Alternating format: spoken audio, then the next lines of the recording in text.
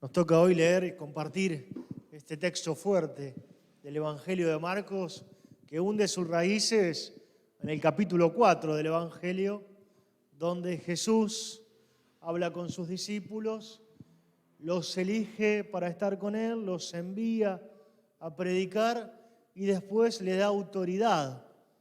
Decimos que esa autoridad tenía que ver justamente con esto: expulsar demonios, curar a los enfermos y hacer el bien por donde van pasando, llevando la paz de Jesús.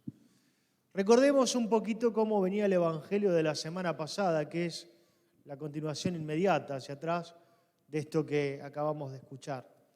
Los discípulos estaban discutiendo por quién era el más grande. Jesús les había dicho que Él debía ser entregado en Jerusalén, y entonces, en medio de la vuelta del camino, les pregunta de qué hablaban los discípulos. Los discípulos no se animan a hablar y Él les da una enseñanza sobre quién es el más grande. El que quiera ser el más grande, que se haga el más pequeño, y el que quiera ser el más importante, que se haga el servidor de todos. Y ponía en el centro de la comunidad a un niño. Por eso hoy vuelve a hablar el Evangelio de los pequeños. Sigue, podríamos decir, abrazado, como decía la imagen del Evangelio, a ese niño. Quisiera resaltar de este Evangelio que escuchamos, primeramente, cómo piensa la comunidad Jesús y cómo la piensan los discípulos.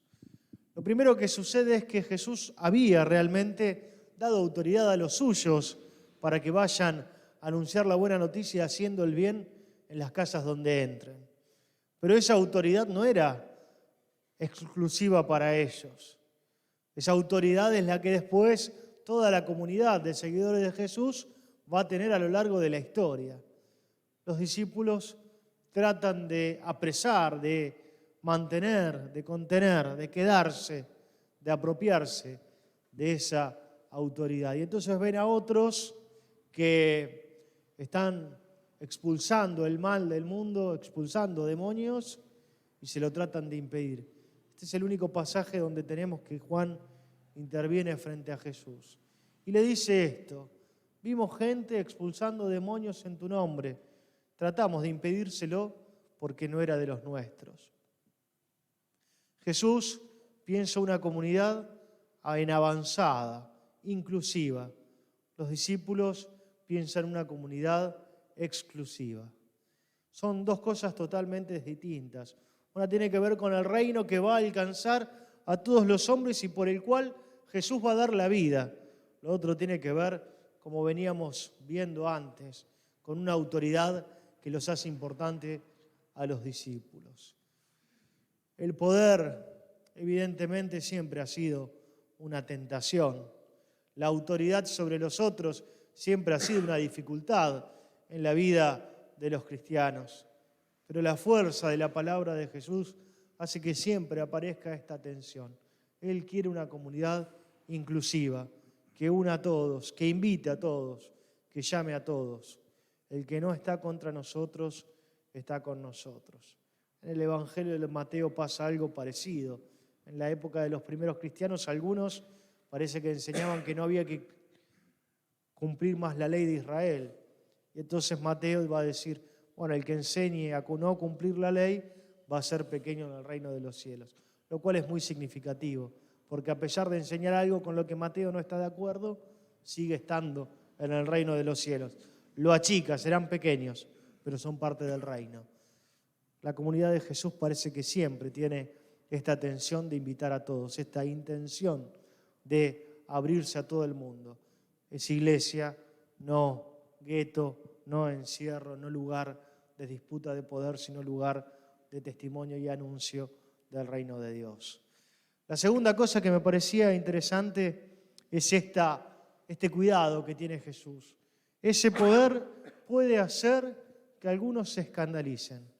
Si alguno escandaliza a estos pequeños, más le vale atarse una piedra de moler al cuello y arrojarse al mar. La sentencia es muy fuerte.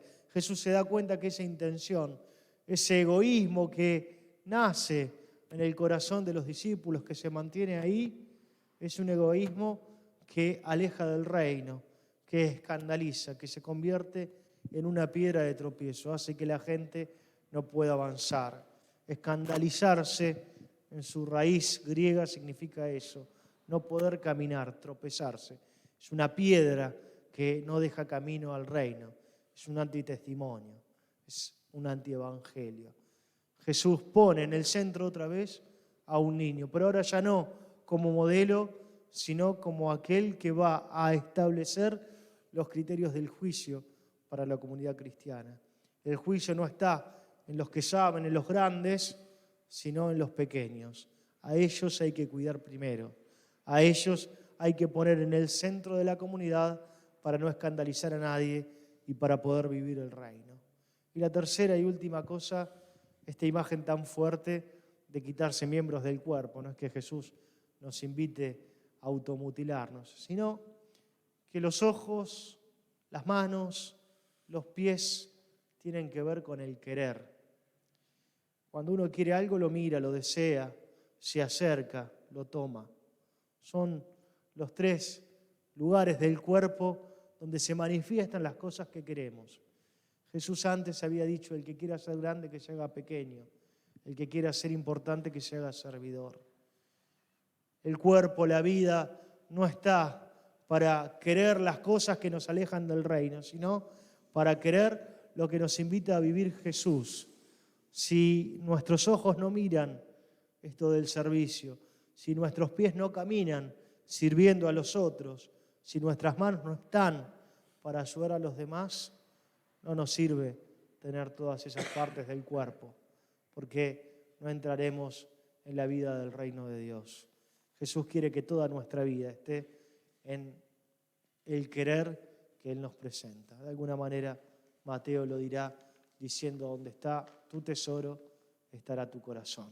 Donde está nuestro corazón, también está nuestra vista, nuestros pies, nuestras manos, todo nuestro cuerpo y toda nuestra vida. El Evangelio nos invita a que ahí pongamos la buena noticia, pongamos el servicio a los otros, pongamos el cuidado de los demás.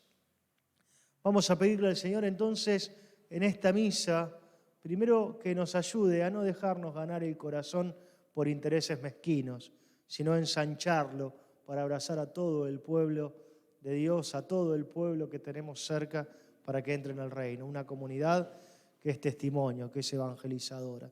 Vamos a pedirle al Señor que nuestro juicio no tengan que ver con los que saben, los que mandan o los importantes, sino que nuestra preocupación primera sean los últimos. Una comunidad que empieza por los últimos es una comunidad de Jesús. Vamos a pedirle que cada uno de nosotros pongamos toda nuestra vida, nuestros ojos, nuestros pies, nuestras manos al servicio de los demás. Creo en Dios,